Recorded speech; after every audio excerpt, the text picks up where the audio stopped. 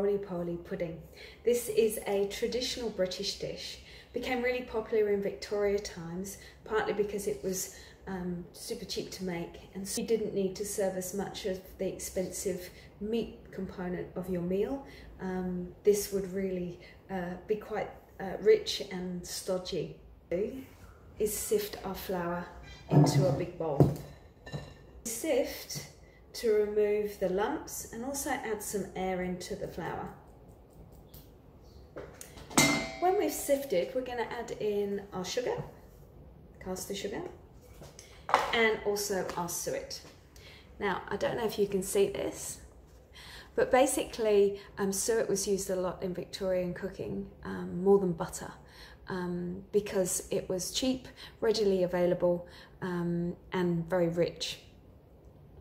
It's a hard fat. It's got a very high melting point and smoke point. So that means that the temperature before it burns and smokes is quite high. That also means at room temperature it's quite solid. In fact, in the supermarket you'll find it in the ambient aisles rather than in the fridge.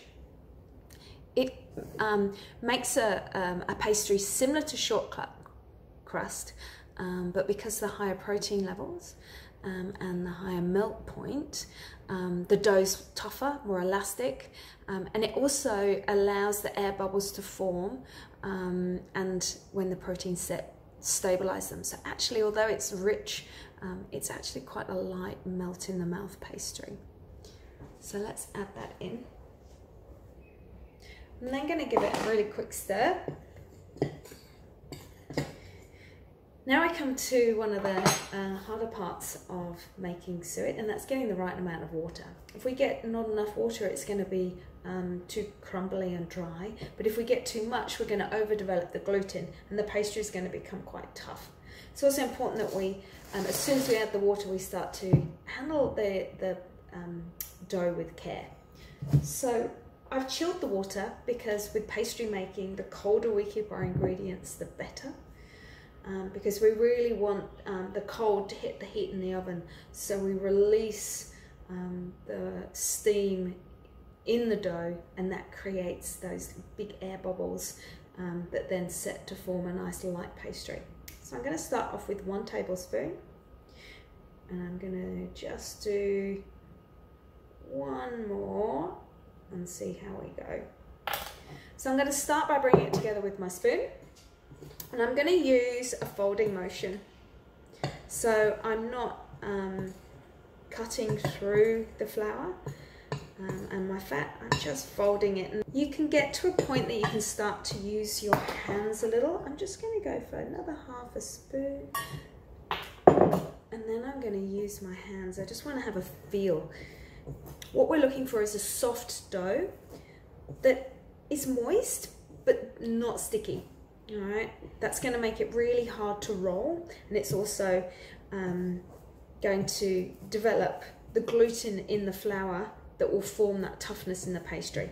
So as with any pastry, the least amount of water that you can use, the better. So if you've made scones or scones before, then that's the sort of soft texture that you're looking for. Just slightly sticky, but by no means, slightly moist, but not sticky. So it's starting to come together now, but I think I might just need a fraction more water, a little bit more water. So it's far better to add the water really slowly, because what we don't want to do is add too much water. If you do add too much water, don't panic. You can just add a little bit more flour into your mix. It's starting to come together now. Now, with a short crust pastry, I generally hardly need it because I don't want to overdevelop the gluten that gives the toughness. You want a nice melt in mouth. Because we're using suet and it has got that higher melt point and that higher protein level, we can actually do a little bit of a knead to bring it together. So you can see now a nice pale dough. I can't see any big blobs of suet.